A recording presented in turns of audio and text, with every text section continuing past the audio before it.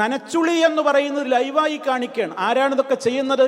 വീട്ടിൽ മുതിർന്നവരായ സ്ത്രീകൾ, ആ സ്ത്രീകൾ യുവതികളായ സ്ത്രീകൾ അവരുടെ പ്രായം തികഞ്ഞ പെൺമക്കളെയും ഒക്കെ കൂട്ടിയിട്ടും അല്ലാതെയും ശരീരത്തെ പ്രദർശിപ്പിച്ചുകൊണ്ടും പ്രദർശിപ്പിക്കാതെയും ശരീരത്തിൻ്റെ ചില ഭാഗങ്ങൾ കാണിച്ചുകൊണ്ടും ചില ഭാഗങ്ങൾ കാണിക്കാതെയും ഇങ്ങനെ പല വിധത്തിൽ ആളുകൾ അതിൽ പല വിധത്തിലുള്ള രൂപത്തിലാണെന്ന് സമൂഹത്തിൽ നനച്ചുളിയാണെന്ന് പറഞ്ഞിട്ട് അതിങ്ങനെ സ്ത്രീകൾ നിന്നിങ്ങനെയൊക്കെ വൃത്തിയാക്കുക, കഴുകുക, അതൊക്കെ മാലോകരെ കാണിക്കുക. ഇന്ന് എൻ്റെ നനച്ചുളി കഴിഞ്ഞു, ഇന്ന് എൻ്റെ നനച്ചുളി ആയിരുന്നു.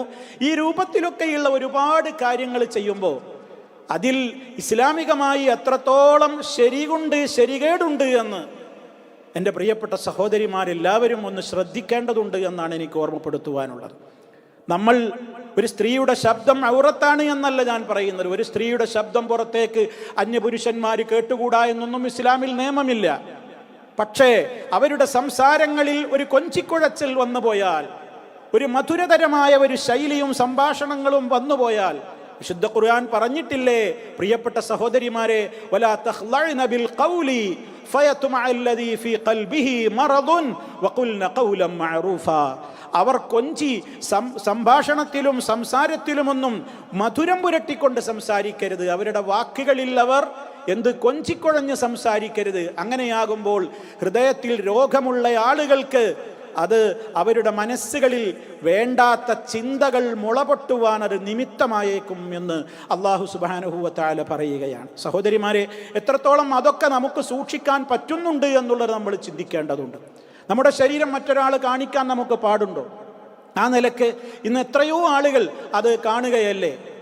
ഒരുപാട് ആളുകൾ എനിക്ക് വ്യൂവേഴ്സ് ഉണ്ട്, കാണുന്നുണ്ട്, എന്നെ ലൈക്കടിക്കുന്നുണ്ട്, പ്രോത്സാഹിപ്പിക്കുന്നുണ്ട് എന്ന് വിചാരിച്ചുകൊണ്ട് അള്ളാഹുവിന് അത് ഇഷ്ടമാണോ, അള്ളാഹുവിൻ്റെ റസൂല് പഠിപ്പിച്ച മാർഗത്തിലാണോ എൻ്റെ ഇപ്പോഴുള്ള ഈ മുന്നോട്ട് പോക്കുള്ളത് എന്ന് നന്നായി ചിന്തിക്കണമെന്നാണ് ഞാൻ എൻ്റെ പ്രിയപ്പെട്ട സഹോദരിമാരോട് ഈ വിഷയത്തിൽ എനിക്ക് ഓർമ്മപ്പെടുത്തുവാനുള്ളത്. ആരുടെ ലൈക്കുകളും ആരുടെ പ്രത്യേകമായ പ്രോത്സാഹന കമൻറ്റുകളും മരണവേളയിൽ നമുക്ക് കൂടെയുണ്ടാവില്ല.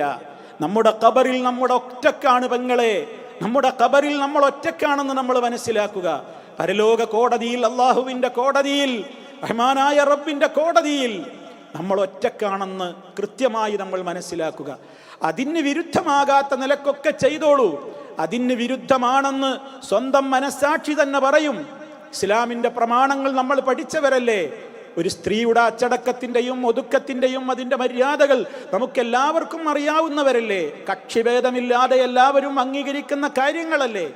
അതൊക്കെ ശ്രദ്ധിച്ചിട്ട് വേണം ഈ മേഖലയിൽ നമ്മൾ പ്രവർത്തിക്കുവാനും മുന്നോട്ട് പോകുവാനും എന്നുകൂടി ഈ അവസരത്തിൽ എല്ലാ കാര്യങ്ങളും ലൈവായി, വീട്ടിൽ നടക്കുന്ന മുഴുവൻ കാര്യങ്ങളും ഇങ്ങനെ ലൈവായി ആളുകളെ കാണിച്ച് ചിരിച്ചും കൊഞ്ചിക്കുഴഞ്ഞും സംസാരിച്ചും ആ രൂപത്തിലൊക്കെയുള്ള പ്രവർത്തനങ്ങളുമായി മുന്നോട്ട് പോകുമ്പോൾ കാര്യങ്ങൾ കൈവിട്ടു പോകുന്നുണ്ടോ എന്ന് നന്നായി ആലോചിക്കണേ എന്ന് വളരെ വിനീതമായി സ്നേഹപൂർവ്വം ഞാൻ എൻ്റെ സഹോദരിമാരോട് ഉണർത്തുകയാണ്.